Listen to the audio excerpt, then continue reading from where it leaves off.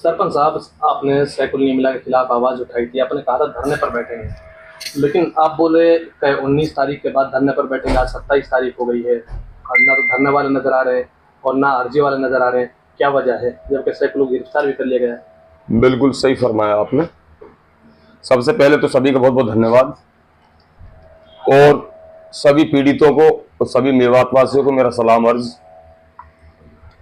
दरअसल आज जो आप सब यूट्यूबर और पत्रकारों ने हमसे सवाल किया, आप सबका बहुत बहुत खैर मकदम, बहुत बहुत शुक्रिया। जो आप अपना दूर दूर से चल के समय बर्बाद करके हमसे इन पीड़ित लोगों के लिए आज यहां सवाल करने आए, इसलिए मैं बेहद आप लोगों का शुक्रिया अदा करना चाहता हूं। बहुत बहुत धन्यवाद। बात यह है कि मैं चाहता हूं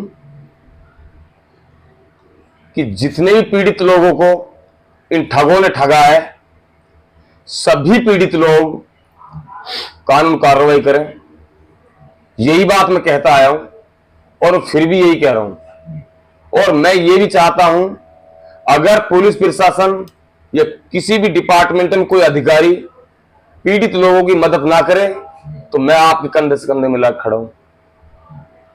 नंबर 2, मैं ये भी कह रहा हूं कि आप लोगों का एक पैसा मैं खर्च नहीं करवाना चाहता। मैं आप लोगों के लिए हर संभव लड़ाई, जो अधिकारी लेवल की लड़ाई है, जहां अधिकारी पीड़ितों को थाना में जाने से इग्नोर कर रहे हैं, वहां हमने उच्च लेवल के अधिकारी आईजी साहब से, सीओ साहब से, एसपी साहब से, सबसे हमारा राब्ता चल रहा है।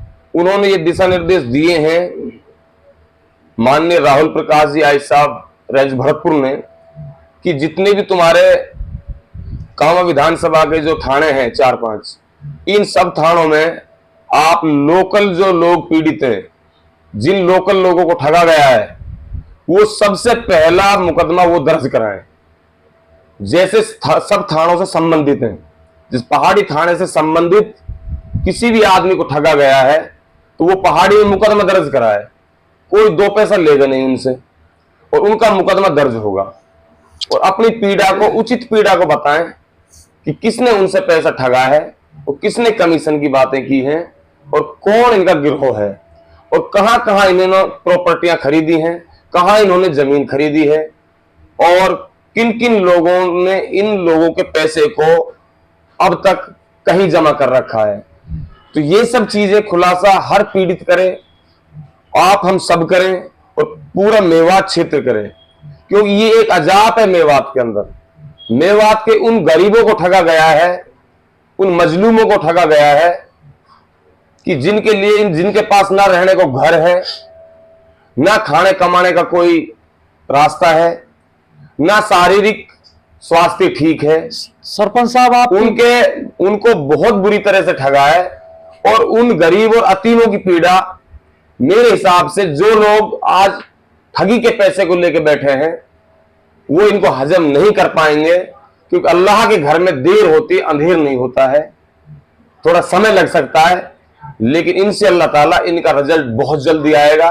और मैं यही कहना चाहता हूं कि आप जो मेवात क्षेत्र के कामा विधानसभा से या लोकलिटी से अलग हट करके जो लोग हैं, चाहे वो हरियाणा के हों, चाहे यूपी के हों, और चाहे अदरवाइज जो अलवर साइड के राजस्थान से कहीं दूर दराज के हों, उन लोगों से पहले हमारा जो लोकल, जैसे पहाड़ी थाना, गोपालगढ़ थाना, जैसे जुरेड़ा थाना, कामा थाना, कैथवाड़ा थाना, इन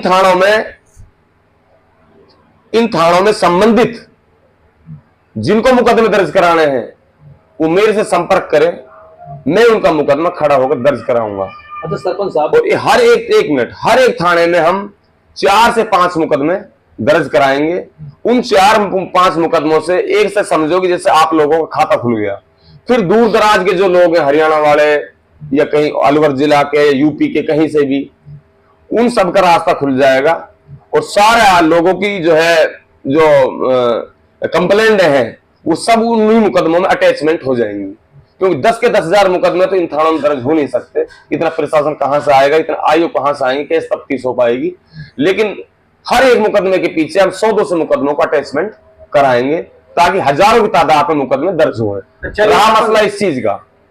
जी आप बोलो, क्या बोल रहे हैं? अच्छा, एक अफवाह जो चल रही है कि अताउल्लाह खान जब न्यूज में नहीं आ रहे हैं, वीडियो बनाकर नहीं डाल रहे हैं, उन्होंने बीच में कोई पैसा वगैरह तो नहीं खाया है, तो इस चीज को लेकर आप क्या कहेंगे?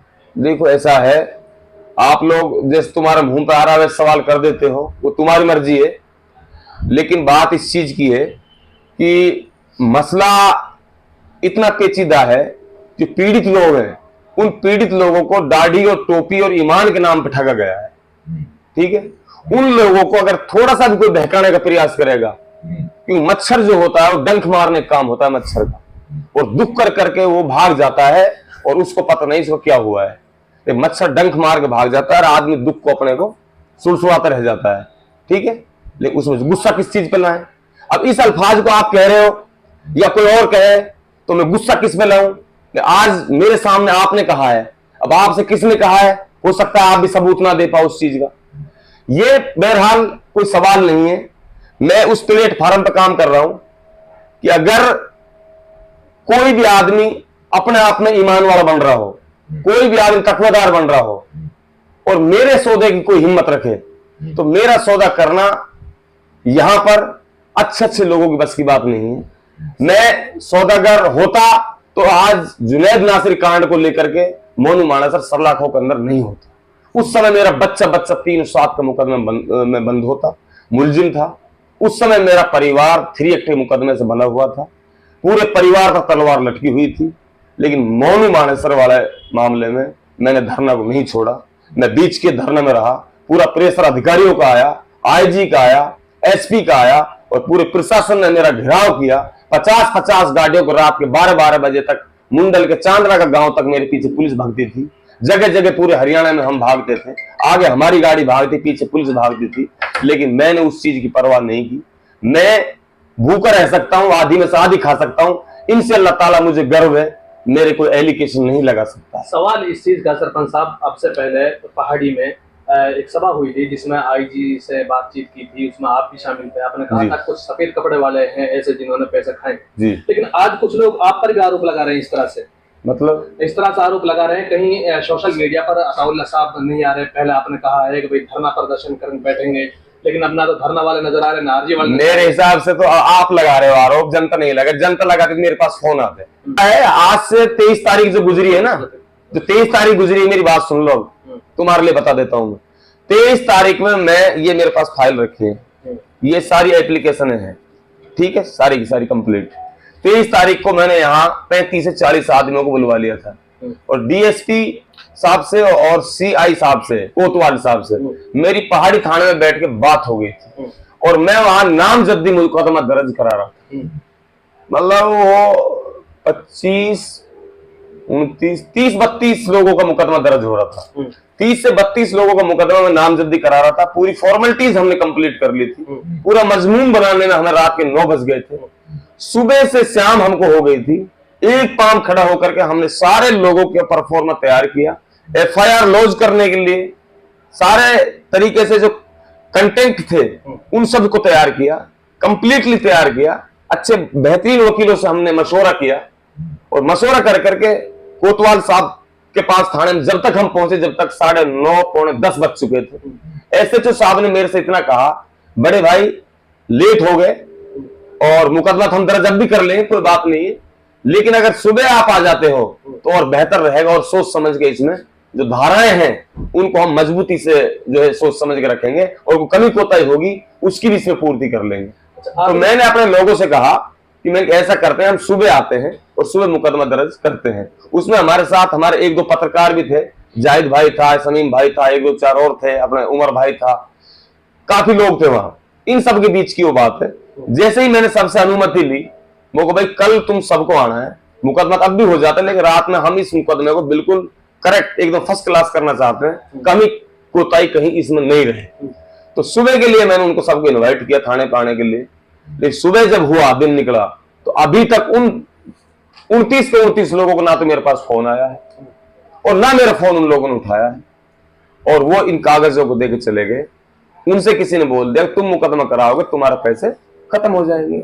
जबकि एक यही रास्ता है कि आप मुकदमा कराओगे, आप रिकॉर्ड पे आएंगे, तभी पुलिस के पास जो भी पैसा आएगा, जो उनका जो है उनसे पैसा जो वसूल किया गया है पुलिस ने रिमांड के दौरान, वो पैसा जो पुलिस के पास जमा है, अगर उस पुलिस प्रशासन उस पैसे को तकसीम करने में सफल होगी तो इंशाअल्लाह ताला मुझे लगता है पुलिस के पास जो रिकॉर्डली जो मुकदमे दर्ज है या रिकॉर्डली उनके पास कंप्लेंट है, परिवाद है, उनके लिए वो पैसा जरूर तकसीम किया जाएगा। अगर इनकी जमीन नीलाम होगी और कोर्ट से उस जमीन की नीलामी के लिए अगर कुछ भी संभव प्रयास करके कोर्ट कचहरी आदेश करेगा तो उन्हीं के लिए करेगा जिनके रिकॉर्ड पे मुकदमा दर्ज हो।